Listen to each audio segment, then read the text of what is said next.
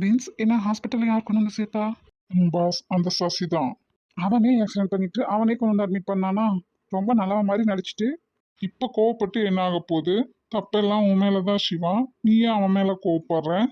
Beans, என்ன நடந்துச்சு தெரியுமா? நான் ரேக்காவை பார்க்கலான்னு போனையா? அதுக்கே அவன் இப்படி பண்ணிட்டான். நீ என்னடானா என்ன திட்டுற? நான் ஒன்னும் திட்டாம வேற என்னடா பண்றது? உன்னோட பர்சனல்ஸ் பத்தி நீயே அடுத்தவங்க கிட்ட ஷேர் பண்ணிக்கிற, அதனாலதான் அவன் அதை யூஸ் பண்ணிக்கிறான். பீன்ஸ், அவன் என் ஃப்ரெண்டு. ஃப்ரெண்டு நினைச்சு எல்லாத்தையும் முழுமையா சொல்லவே கூடாது. அவங்களுக்கு அதுதான் தேவைப்படுமா இருக்கும். அதனாலதான் ஃப்ரெண்டுன்னு சொல்லி ஏமாத்துறாங்க. சரி, அவன் மறுபடியும் வந்தானா? வரவே இல்லையே. ச்சே, என்ன இப்படி பண்ணிட்டான்? ரேகாவை என்ன பண்ணான்னு தெரியலையே. மறந்துட்டேன் சிவா. டாக்டரும் வீட்டுக்கு சொல்ல சொன்னாங்க. அப்ப நானும் நினைச்சேன் சரி ரேகாக்கு சொல்லலான்னு. உன்னோட ஃபோன். ஐயோ ஆமால, கார் குப்புற விழவும் நான் மட்டும்தான் வெளியே வந்தேன். ரேகாக்காக வாங்கின ஃபோன், என்னோட ஃபோன் எல்லாமே அதுலேயே போயிடுச்சு. இப்ப என்ன பண்றது? அதுதான் எனக்கும் தெரியல. ஏற்கனவே ரேகாவோட நம்பரை மாத்தியாச்சு. இப்போ உன்னோடதுமா? என் ஃபோன் நம்பர் கூட மறுபடியும் அதே வாங்கிக்கலாம். ஆனால் ரேகாவுக்கு எப்படி கான்டாக்ட் பண்ண? உனக்கு எப்படி தெரியும் எனக்கு ஆக்சிடென்ட் ஆனது? சசி தான் கால் பண்ணி இன்ஃபார்ம் பண்ணான். அப்போ உன் ஃபோன் கொடு, சசிக்கே கூப்பிட்டு கேட்போம் ரேகாவை என்ன பண்ணான்னு. வேற வழியில அவங்ககிட்ட தான் கேட்டாகணும். அதனாலதான் கொடு. இவன் ஃபோன் வேற அடிக்குது. ஏண்டா சசி, ஃபோன் எடுக்க இவ்வளோ நேரமா? எங்கடா என் ரேகா? சிவா? சிவாவா? ஆமா சார், நான் சிவா தான். நீங்க? நான் விக்னேஷ். உங்க ரேகாவும் இங்கதான் இருக்கான், உங்க சசியும் இங்கதான் இருக்கான். ரேகாவா? இருங்க ரேகா கிட்ட கொடுக்குறேன். ரேகா, உன்னோட சிவா. ஹலோ சிவா. ரேகா? உங்களுக்கு என்னாச்சு? உங்களுக்கு எதுவும் இல்லையே? இல்லடா, நான் நல்லா தான் இருக்கேன். உனக்கு என்னாச்சு? நானும் நல்லா தாங்க இருக்கேன். சசி உன்னை ஒன்றும் பண்ணலையே? அது ஐயோ என்னாச்சு ஏதாச்சும் ஒன்றும் தெரியலையே. இப்போ என்ன பண்ணுறது? ரேவதி ரேகா எல்லாத்தையும் கூட்டிட்டு விக்கி வரேன்னு சொன்னானே, இன்னும் காணமே. ஃபோன் பண்ணாலும் அட்டன் பண்ண மாட்டேறாங்க. எங்கே இருக்காங்க, என்ன பண்ணுறாங்க ஒன்றும் தெரியலையே. ரேகா விஷயத்துல ரேவதி அப்பாவும் ஏன் அமைதியா இருக்காருன்னு ஒண்ணுமே புரியல. எதுவும் சொல்லவும் மாட்டேங்கிறாரு. இந்த பிள்ளை பாவம் அந்த சாத்தாங்கிட்ட மாட்டிக்கிட்டு முழிக்குது. அவங்க அப்பாட்டையும் சொல்ல மாட்டேங்குது. சிவாவையும் கண்டுபிடிக்க முடியல. எப்படிதான் சிவாவை கண்டுபிடிக்கிறது? ரேவதி அப்பா எல்லா விஷயத்துலயும் அமைதியாவே இருக்கிறாரு. எரிச்சலா இருக்கு. ஐயோ, இந்த ஆகாவளி கூட போய் என் பிள்ளைகளுக்கெல்லாம் என்னாச்சு ஏதாச்சுன்னு தெரியலையே. ரேவதியாவது கொஞ்சம் துடுக்குன்னு வாய் பேசுவான். ரேகா அதுவும் கிடையாது. அந்த பிள்ளைய போட்டு பாடாப்படுத்துறான். பிள்ளைங்க வருவாங்க, நல்லா சமைச்சு வச்சு கிடக்கு. என் பிள்ளைங்க எல்லாரும் பத்திரமா வந்து சேரணும் ஆண்டவா. அந்த அளவுக்கு இவன் உயிர் பயம் காட்டிட்டான்ல. போதும் போதும், விழுங்க விழுங்க, நாங்க பாத்துக்கிறோம். ஏன்டா செல்போனை பிடிங்கி உடைச்ச? நான் உனக்கு அப்படி என்னதான்டா பண்ண? ஏன்டா பாடாப்படுத்துற? சிவா கிட்ட நம்பர் வாங்கிக்கலாம். அந்த சான்ஸும் போச்சா இவனால? இதுக்கு என்னதான் பிரச்சனையோ? தேங்க்யூங்க எனக்காக வந்ததுக்கு. அதெல்லாம் ஒன்றும் இல்லை ரேகா, நீ கவனமா இரு. வீட்டுக்கு போலாமா? உங்க அப்பாட்ட இவனை பத்தி பேசினியா ரேவதி? இவனோட செல்வாக்க பயன்படுத்தி என்னதான் உள்ள போனாலும் வந்துருவானே. எங்க அப்பாட்ட நான் பேசல, அம்மா பேசிப்பாங்கன்னு நினைக்கிறேன். வெளியே வந்துருவான் தான். வந்தா முன்பு இருந்ததை விட ரேகா மேலே கோவம் அதிகமாக இருக்கும், நம்ம மேலேயும். ஐயோ, அப்போ எப்படி சமாளிக்கிறது? இப்போ மட்டும் இந்த பிரச்சனை வரும்னு முதல்ல பிளான் பண்ணியா வச்சுருந்தோம் இல்லைல்ல? அதுவும் அந்த மாதிரி தான், சமயத்துக்கு ஏற்ற மாதிரி சமாளிச்சுக்க வேண்டியதுதான். என்னப்பா போலாமா? போலாங்க. தேங்க்யூ ரேவதி சோனி பூமாரி. எதுக்கு எங்களுக்கு தேங்க்ஸ்? இதை நாங்கள் செய்ய வேண்டியது தான். சோனி சொன்னது சரிதான். ஆனால் பூமாரி, உனக்கு யாருமே இன்ஃபார்ம் பண்ணலையே, நீ எப்படி இங்கே வந்த? நீ ஒன்றும் பேசாதா, வாயை கிழிச்சிடுவேன். ஐயோ, அவள் என்ன நம்மளை முறைக்கிறாப்ல. நீங்கள் 2 பேரும் ஃபோன் எடுக்கலன்னு நான் ரேவதி அம்மாவுக்கு கூப்பிட்டேன். அவங்க தான் சொன்னாங்க. ஐயோ ஆமாம், எல்லாரும் அங்கே தான் வருவோம், சமைச்சு வைங்கன்னு சொன்னேன். அப்பப்போ எங்கே இருக்கோன்னு ஃபோன் பண்ணுறேன்னு சொன்னேன். எதுவுமே பண்ணலை. சூப்பர், இன்னைக்கு வீட்டுக்கு போனதும் மாற்றுதான். நான் எதுக்கு மாற்று வாங்க போகிறேன்? என்னோட விக்கி இருக்கும்போது எனக்காக ஏதுனாலும் சமாளிச்சிருவாரு. மேடம்க்கு அந்த நினைப்பு வேற இருக்கோ? அம்மா மகளுக்கு நடுவுல நான் வரலப்பா. ப்ளீஸ் விக்கி. சரி, முதல்ல அங்கே போய் பார்ப்போம். சரி வாங்க எல்லாரும் போகலாம். வந்தாச்சா? உள்ள வாங்க எல்லாரும். இல்லைம்மா குளிச்சுட்டு நாங்கள் பின்னாடி வழியாக வந்துடுறோம். நீ சாப்பாடு மட்டும் எடுத்து வையேன். எல்லாம் எடுத்து வச்சு ரெடியாக தான் இருக்கு. வந்துடுறாம்மா.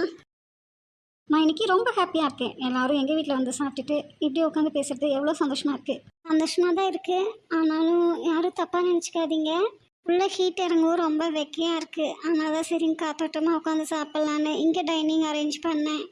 அதெல்லாம் யாரும் தப்பாக நினைக்கல ஆண்டி. ரேவதி ரேவதி சோனியோட ஆளு நீங்கள் யாரும் எனக்கு இன்ஃபார்ம் பண்ணலன்னு சொன்ன பேசிட்டு இருந்தோம்ல, அப்போ என்னை பார்த்து ஒரு முறைச்சாரு. ரமேஷா, ம் சோனி ஒன்றும் பதிலே சொல்லலை. அதுக்குள்ளேயே இப்படியா பதில் சொன்ன பின்னாடி நானே ஒதுங்கி தான் நிற்கணும் போல இருக்கு. ம் பார்த்துருந்துக்கோமா. நானும் என்ன எனக்கு தெரியாமல் 2 பேரும் குசு குசுன்னு பேசுகிறீங்க. ஒன்றும் இல்லை மாத்தாயே. இல்லை ஏதோ என் பேர் தான் அடிபட்டுச்சு. ஓ அப்படியா, காயம் எதுவும் ஆகலையே. ஐயோ அப்படி பார்க்காத, பயமாக இருக்குது. சரி விடு, கோயிலில் போய் மந்திரிச்சிட்டு வந்துக்கலாம். எனக்கா உனக்கா? 2 பேத்துக்கும். ரேக்காவை விட்டுட்டியேம்மா. நீயும் ரேக்காவும் தான் ஒட்டி பின்ன 2 பிரிவுகளாச்சே. எங்கே போனாலும் ஒருத்தர் ஒட்டிக்கிட்டு தானே திரிவீங்க. ஆனாலும் அவள் தன்னால வந்துடுவா.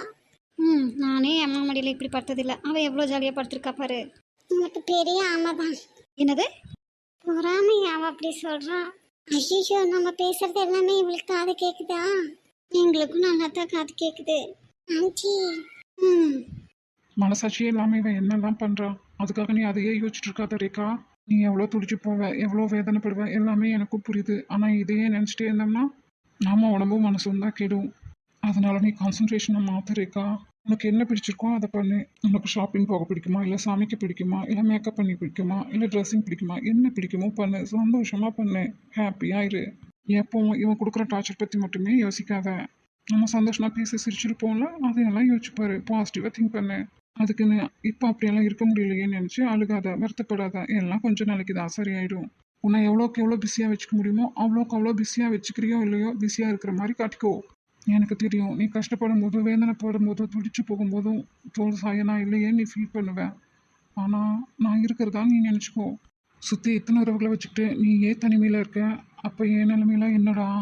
ஹாப்பியாக இருக்க முடியாது தான். ஆனால் இருக்கிற மாதிரி நடி. அதுக்கப்புறம் அதுவே உனக்கு பழகிடும். உனக்கு தெரிஞ்ச குழந்தைங்க யாராவது இருந்தால் அவங்க கூட நல்லா பழகு. குழந்தைங்க தெய்வத்துக்கு சமம். இன்னைக்கு துரோகம் பண்ண மாட்டாங்க, ஏமாற்ற மாட்டாங்க. மனுஷங்க தான் மிருகங்களை விட கேவலமானவங்க.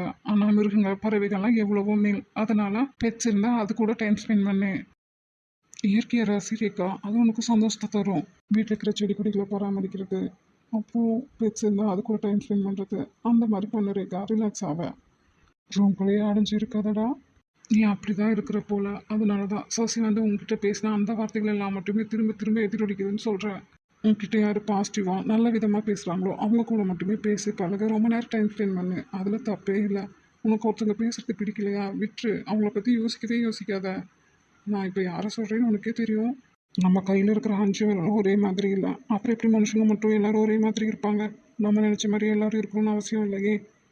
அதனால் நீ சசியை உன் மைண்ட் செட்லேருந்து எடுத்துட்டு ரேக்கா. அவனை பற்றி யோசிக்கவே யோசிக்காத. நீ உன்னோட பழைய இயல்பு நிலைக்கு திரும்ப வா. அப்போ தான் உன் அப்பா அம்மாவும் நிம்மதியாக சந்தோஷமாக இருப்பாங்க. நீ அவன்கிட்ட பேசுறது கரெக்டு தான். ரொம்ப போல்டாக தைரியமாக இருக்கிற மாதிரியே பேசு.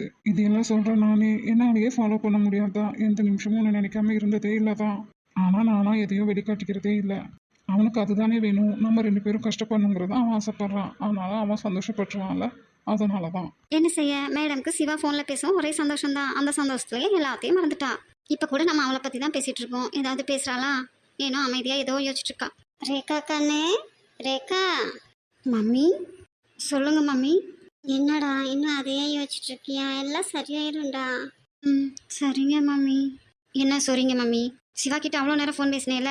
ஃபோன் நம்பர், எந்த வீட்டில் இருக்காரு, எந்த ஹாஸ்பிட்டல் அட்மிட் ஆயிருக்காரு, ஏதாவது விவரம் கேட்டிருக்கலாம்ல நீ? நான் என்ன கனவா கண்டேன் அந்த சாத்தா செல்ல பிடிங்கி உடைக்கும்னு? மேடம்க்கு சாரோட வாய்ஸ் கேட்கவுமே ஒரே ஹாப்பி தான். அதுலேயே எல்லாத்தையும் மறந்துடுறது. நீங்கள் 2 பேரும் பார்த்துக்கிட்டே தான் இருக்கீங்க. அதனால உங்களுக்கு அப்படி தெரியாது. நான் இன்னும் அவரை பார்க்கவே இல்லையே. என்னோட கஷ்டம் எனக்கு தான் தெரியும்.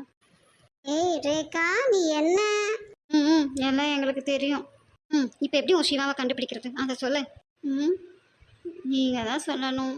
கிழிஞ்சுது. நீ ஒரு ஐடியாவோ க்ளூவோ எதுவும் கொடுக்காம எப்படி நாங்கள் எதுவும் சொல்லவோ இல்லை செய்யவோ முடியும்? ரேகா, எப்படியாவது சசியோட ஃபோன்லேருந்து சிவாவோட நம்பரை எடுக்கணும். இல்லை சசியோட நம்பர் முதல்ல உன்கிட்ட இருக்கா, அதை கொடு. அவனோட நம்பர் நீங்கள் எதுக்குங்க கேட்குறீங்க? உன்னை எல்லாம் லவ் பண்ணி வேஸ்ட்டுன்னு தெரிஞ்சு போச்சு. அதனால இனிமேல் அவனை லவ் பண்ணலான்ட்டு. அதுக்குள்ளேயே நான் உங்களுக்கு போர் அடிச்சுட்டு அதுவும் என் அம்மா முன்னாடியே அதை சொல்கிறீங்க. ஒரு ஆணுமா லவ் பண்ணுறது? அதுதான் தங்கச்சிமா இப்போதைய ட்ரெண்டு. என்ன சொன்னீங்க? மறுபடியும் சொல்லுங்க சார். இப்போ பேசுங்க. எல்லாரும் இருக்காங்க. இருக்கட்டுமே, இப்போ நீங்கள் பேசுங்க. நானும் அந்த சசியும் டூயட் பாட போலான் இருக்கோம். ஊட்டி, கொடைக்கானல், சிம்லான்னு. ஏய் விடுமா விடுமா, சாரிம்மா, சொன்னது தப்புதான், மன்னிச்சுக்கோமா ப்ளீஸ்மா. அது இந்த ரேவதியை தவிர வேற யாராவது மனசில் நினச்சிங்க அது உங்கள் அப்பா உங்கள் அம்மாவா மட்டும்தான் இருக்கணும், வேற யாருக்கும் இடம் இல்லை. அப்படியெல்லாம் இல்லை. அப்புறம் நான் என் பிள்ளைகளையும் நினைப்பேன். அதுக்கெல்லாம் இன்னைக்கு காலம் கிடக்குது. இல்லை இப்பவே உன்கிட்ட பர்மிஷன் வாங்கிக்கணும்ல, அதான் சொன்னேன். சரி வீடு. அந்த பயம் இருக்கட்டும். ஓய், ஒரே காதல் போதையில் இருக்கியா நீ? இங்கே என்ன நடந்துட்டு இருக்கு? கொட்டை கொட்டை முடிச்சுக்கிட்டு அங்கேயே பார்த்துக்கிட்டு இருக்க. ஏய் என்னம்மா பொண்ணே? தூக்கத்துலேருந்து எழுந்துட்டியா? என்ன என்னங்கிற? உனக்கு முதல்ல நான் தான் ஃப்ரெண்டு, அதுக்கப்புறம் தான் எவ்வளோ இருந்தாலும். இங்கே அடிச்சு அங்கே வலிக்குது. என்ன நடக்குது இங்கே? மச்சான், இது உனக்கே நல்லா இருக்கா? என்ன அடி வாங்க வச்சுட்டு நீ வேடிக்கை பார்க்குறியே? சார் நீங்களும் எனக்கு அதையே தான் பண்ணீங்க. நான் எப்படா உனக்கு அப்படி பண்ணேன்? இப்போதான் நீ அடி வாங்குறதுக்கு முன்னாடி. நீ அடி வாங்குறதுல கூட ஒரு நியாயம் இருக்கு. நானு மேடம். இங்கே என்ன மீட்டிங் போயிட்டுருக்கோ அதை கவனிங்க. சரிதான். அது சிவராமா, கம்பெனிக்கு போயிட்டு வந்துட்டியா? போயிட்டு வந்துட்டேம்மா. கொஞ்சம் தான் வேலை, மீதியை மேனேஜர்கிட்ட சொல்லிட்டு வந்துட்டேன். பாப்பா இன்னும் காணமேடா? மாப்பிள்ளை கூட அனுப்பி வச்ச? மாப்பிள்ளை கூட போயிட்டு வந்துட்டாம்மா. சத்தியம் வீட்டில் இருக்கேன்னு சொன்னான், இன்னும் காணோம். சரி சரி, சத்தியம் வீட்டில் தானே இருக்கிறான். நான் கூட இன்னும் காணமே நினச்சேன். பார்க்கலாமா? ரொம்ப லேட் ஆச்சுன்னா நான் போய் கூட்டிகிட்டு வரேன். நீயே தான் போகணும்னு அவசியம் இல்லை. பேரனுக்கு 2 பேரும் வாரேனாங்க. அவங்களுக்கு ஃபோன் பண்ணி சுட்டாங்க, வரும்போது கூட்டிகிட்டு வந்துடுவாங்க. எதுக்குமா? அவங்களே டயர்டாக வருவாங்க. அதனால என்னடா, பிள்ளைய கூட்டிகிட்டு வரக்கு எவ்வளோ நேரமாக இருப்போது?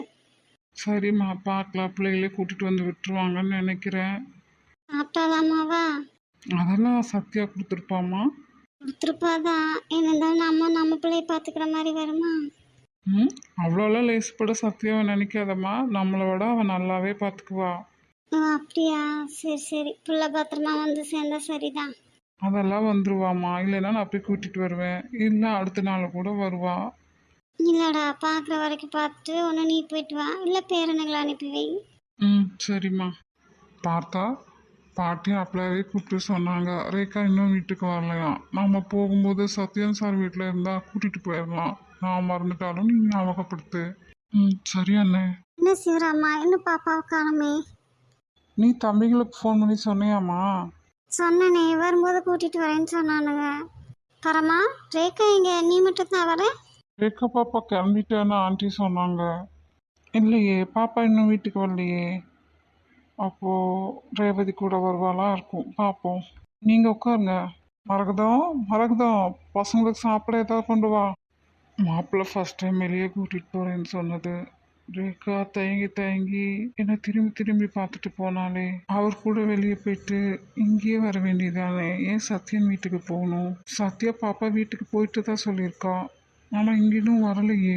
இதெல்லாம் யோசிக்கும்போது ரேகாவை சுற்றி என்ன நடக்குது? டாடி வா ரேகா, ஏன் இவ்வளோ நேரம்?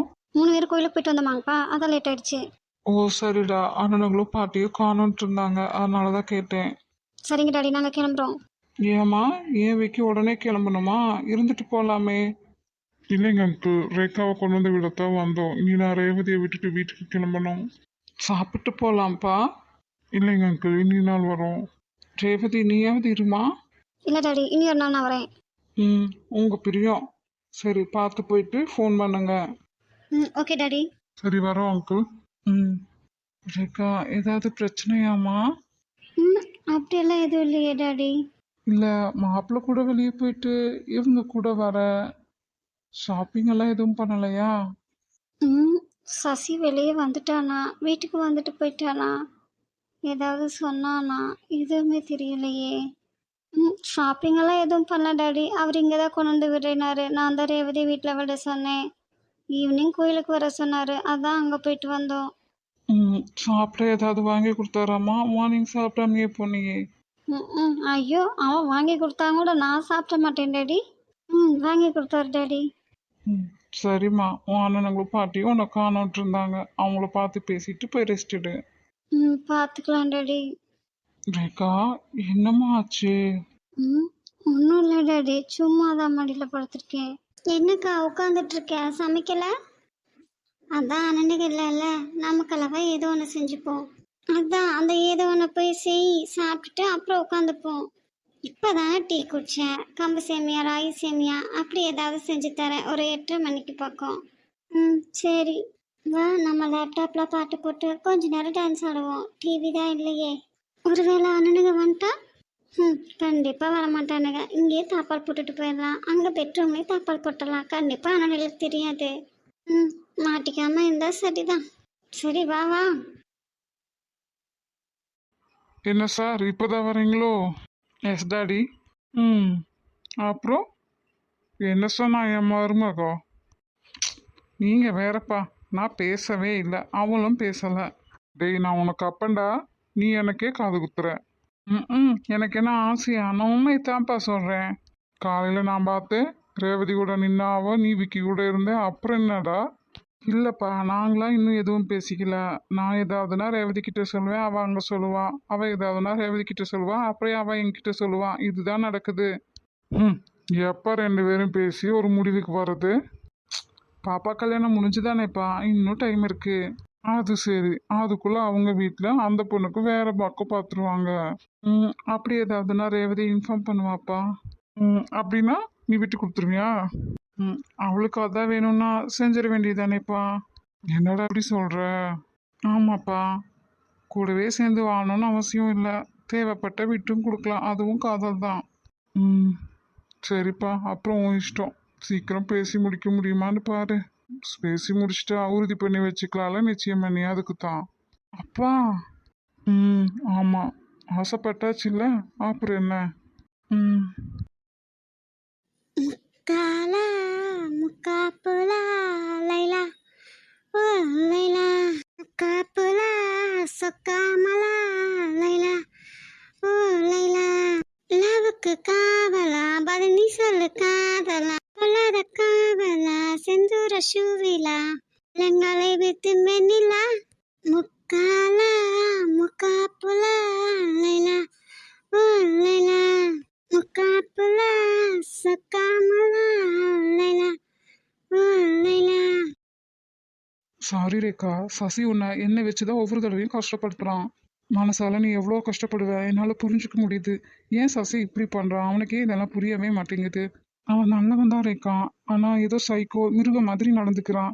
என்னாலேயே ஏன்னு கண்டுபிடிக்க முடியல. கேட்டால் அவனா சொல்லவும் மாட்டேங்கிறான். ஏதாவது நம்மளா தெரிஞ்சுக்கலான்னு ட்ரை பண்ணாலும் ஒரு தகவலும் அவனை பற்றி தெரிய மாட்டேங்குது. அவனோட பாஸ்ட் லைஃப் என்னன்னு தெரிஞ்சால் மட்டும்தான் எதனாலையும் நம்ம தெரிஞ்சுக்க முடியும். அதுக்காகத்தான் நான் பெங்களூர் போனேன். ஆனால் அங்கே போயும் அவங்க அப்பா மூலமாக அவனை பற்றின எந்த தகவலும் எனக்கு கிடைக்கல. இப்போ எப்படி அவனை பற்றி தெரிஞ்சுக்கிறதுன்னு எனக்கும் தெரியல. யோசிக்கணும். அவனுக்கு ஃப்ரெண்ட்ஸுனோ ரிலேட்டிவ்ஸ்னோ யாருமே இருக்கிற மாதிரி எனக்கு தெரியல. என்கிட்ட அவங்கள பற்றிலாம் பேசினதும் இல்லை. வேற எப்படி தான் அவனை பற்றி தெரிஞ்சுக்க ட்ரை பண்ணுறது? எல்லாரும் திட்டினது சரிதான். நான் ஒரு லூஸு. சிவா தான் பேசினாரே, அவரோட ஃபோன் நம்பர், அட்ரஸ், இல்லை ஒர்க்கிங் பிளேஸ் அட்ரஸ், இந்த மாதிரி ஏதாவது வாங்கியிருக்கலாம். இவ்வளோ நாள் கழிச்சு அவரோட பேசுகிற சந்தோஷத்துலேயே அதையெல்லாம் விட்டாச்சு. இந்த தொப்பி மண்டைய சைக்கோ ஃபோனை பிடுங்கி உடச்சிட்டான். இப்போ என்ன பண்ணுறது? அவர் சொன்ன கோயிலுக்கோ இல்லை ஹோட்டலுக்கோ அவர் இன்னைக்கு வரவே இல்லை. டெய்லி இதே மாதிரி போய் பார்க்கணும். கண்டிப்பாக அவர் எப்போ ஒரு நாள் என் கண்ணில் படாமையாக போயிட போகிறாரு. சிவாக்கு என்ன ஆச்சு? அவர் ஹாஸ்பிட்டல்லேருந்து டிஸ்சார்ஜ் ஆகிட்டாரா? என்ன ஹாஸ்பிட்டலில் இருக்காரு? எதுவுமே நமக்கு தெரியலை.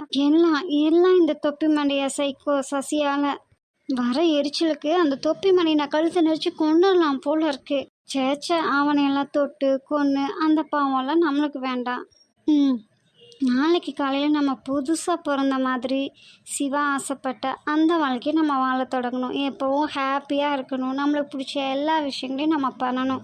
இந்த சசி வயிற்றெரிச்சலில் வெந்தே சாகட்டும். சசி, நான் நல்லா சந்தோஷமாக இருக்கிற மாதிரி நடிக்கத்தான் போகிறேன். நீ அதுலேயே வெந்து சாகு. ஆனால் நான் மனசுக்குள்ளேயே அழுதுகிட்டு ஏன் சிவாவை நான் தேடுறதை மட்டும் நான் நிறுத்தவே மாட்டேன். ஏன் சிவா எனக்கு மட்டும்தான். என் சிவாவும் நீங்கள் சொன்ன மாதிரி கண்டிப்பாக எனக்கும் சிவாவுக்கும் கல்யாணம் ஆகும். அதுவும் உன்னோட தலைமையில் இது நடக்கும். என் சிவா எனக்கு சொல்லியிருக்கா, நல்ல விஷயங்களை அடிக்கடி நினச்சிக்கிட்டே இரு, அதோட வைப்லேயே அது கண்டிப்பாக நடக்கும்னு. அந்த மாதிரி இந்த கல்யாணமும் நடக்கும். டேடி வேற சீக்கிரமா பேசி முடின்னு சொல்றாரு. இந்த சோனியை பார்த்தா நம்மளுக்கு பேச்சே வர மாட்டேங்குது. இந்த மொட்டைக்கண்ணி சோனி, நான் தான் என்னோட லவ் சொல்லிட்டேன்ல, அவளும் சொல்லலாம்ல, சொல்லவே மாட்டேங்கிறா. சரியான அழுத்தக்காரி, திமிர் பிடிச்சவளா இருப்பா போல இருக்கு. ஆனா அதுதான் எனக்கு ரொம்பவும் பிடிச்சிருக்கு. உன்னோட கண்ணில் என்னோட காதலை நான் பார்த்தேன் சோனி. அதனால நான் எவ்வளோ வருஷம் வேணாலும் காத்திருப்பேன். எங்கள் அப்பா அவசரப்படுத்தினாலும் பரவாயில்ல. ரமேஷ், காலையில் சசியை அடித்து முடிக்கும் போதும் சரி, நம்ம ரேவதி வீட்டில் இருக்கும்போது அங்கேருந்து கிளம்பும் போதும் சரி, ஒவ்வொரு தடவையும் என்னை எப்படியெல்லாம் பார்க்குறேன். ஆளையே முழுங்கிற மாதிரி பார்க்குறாடா. ஆனால் அது எனக்கு பிடிச்சிருக்கு, நான் அதை ரசிக்கிறேன். சொல்கிறேன்டா, கூடிய சீக்கிரமே என்னோட காதலை நான் உன்கிட்ட சொல்கிறேன். இந்த புள்ளப்பூச்சி குட்டுச்சி ரேவதி என்னை கன்னத்தை பிடிச்சி அப்படி கிள்ளி வைக்கிறா. எல்லார் முன்னாடியும் ரமேஷை போய் கன்னத்தில் அடிக்கிறா. என்ன நினச்சிட்டு இருக்கா? ரொம்ப உரிமை கொடுத்துட்டோமோ? குட்டச்சி குட்டச்சி குள்ள கத்திரிக்கா, மொட்டைக்கனி மொட்டைக்கனி, கிள்ளினா ரத்தமே வந்துடும் போல இருக்கு. கையில் நகம் வேற. ஆன்ட்டி எல்லாத்துக்கும் ஒத்துக்கிட்டாங்களா, அந்த தைரியம் தான் இவளுக்கு. நானும் ரேவதியும் ரமேஷும் சோனியாவும் ஜோடி ஜோடியாக இருந்தா பூமாரிக்கும் ரேகாவுக்கும் எவ்வளோ கஷ்டமாக இருக்கும். பூமாரியை விட ரேகாவுக்கு ரொம்பவே கஷ்டமாக இருக்கும். அதெல்லாம் இவ யோசிக்கவே மாட்றா. எம்பிஏ படித்த பொண்ணு மாதிரி இல்லை, எல்கேஜி பொண்ணு மாதிரி நடந்துக்கிறா. இப்போல்லாம் அதுக்கு கூட ரொம்ப மெச்சூராக பிஹேவ் பண்ணுதுங்க. ரேவதி சுத்தம் வேஸ்ட்டு. ரேகா, பூமாரி, சோனியா எல்லாரும் இப்படி தான் இருப்பாங்க போல. எல்லாரும் ஒரே குட்டையில் விழுந்த மாட்டேங்க தானே. இவளே இவ்வளோ கோப்படுறானா, அப்போ மற்றவங்கெல்லாம் இப்போவே இப்படின்னா ஆஃப்டர் மேரேஜ் ரொம்ப கஷ்டண்டா விக்கும். நம்ம